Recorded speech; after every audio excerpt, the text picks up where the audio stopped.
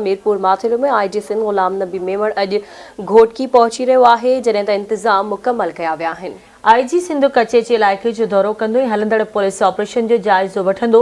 SSP Ghotki पारां IG Sindh खे operation बाबति ब्रीफिंग ॾिनी वेंदी।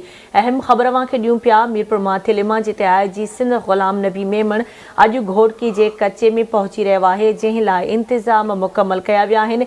आईजी सिंध कचेची इलाइक़े जो दौरो कंदो ऐं हलंदड़ पुलिस ऑपरेशन जो जाइज़ो बि वठंदो। एसएसपी घोटकी पारां आईजी सिंध खे ऑपरेशन बाबति ब्रीफिंग ॾिनी वेंदी। अहम ख़बर आहे असां शेयर करे रहिया आहियूं। आईजी सिंध गुलाम नबी मेमण अॼु घोटकी जे कचे पहुची रहियो आहे, जिथे इंतज़ाम मुकमल कया विया आहिनि। आईजी सिंध कचे जे इलाइक़े जो दौरो कंदो ऐं हलंदड़ पुलिस ऑपरेशन जो जाइज़ो वठंदो। तफ़सील मालूम कंदासीं। असां सां लाइन ते मौजूद आहे आवाज़ न्यूज़ रिपोर्टर लतीफ़ वसीर। जी लतीफ़, छा तफ़सील आहिनि, आगाह कजो।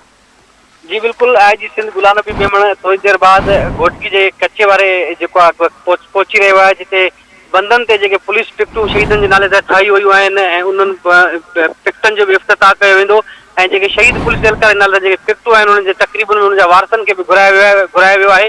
पर उन सां गॾोगॾु ही जेको कचे में हलंदड़ ऑपरेशन आहे, जेको ऑपरेशन शुरू थिए पियो, उन हवाले सां बि जेको आहे उनजी गॾिजाणी आहे ऑफिसरनि सां। थोरी देर बाद हितां जॾहिं फारिग थींदो त पोइ हले वेंदो मीरपुर एसएसपी ऑफिस, जिते एसएसपी घोटकी कशमोर ऐं फ़िलहाल जेके लाॻापियल ऑफिसर्स आहिनि कचे जे ऑपरेशन खे कामयाब करण जे लाइ उते हिकिड़ी अहम मीटिंग्स रखी वई आहे। ऐं हिते जेके हिन वक़्तु जेको आहे कचे जे बचाव बंद ते जेके पिकटुनि जो आईजी सिंध पारां उते इफ़्तिताह कयो वेंदो, जिते 60 पुलिस पिकटूं आहिनि ऐं जिते 480 पुलिस एहलकार मुक़रर कया विया आहिनि। कचे बंदुनि खे सील कयो वियो आहे ऐं हिन वक़्तु जेके पिकटूं आहिनि उहे 60 पुलिस पिकटनि मां काफ़ी पुलिस पिकटूं जेके तयार थी चुकियूं आहिनि। अॼु आईजी साहब उन्हनि इफ़्तिताह करण खां पोइ हितां जे ऑफिसरनि सां ऐं पुलिस एहलकारनि सां बि जेको आहे गॾिजाणी कंदो ऐं उन्हनि खां ऑपरेशन जे हवाले सां बि जेको आहे ब्रीफिंग वठंदो। जी ठीकु आहे, महिरबानी लतीफ़ वसीर अपडेट करण लाइ।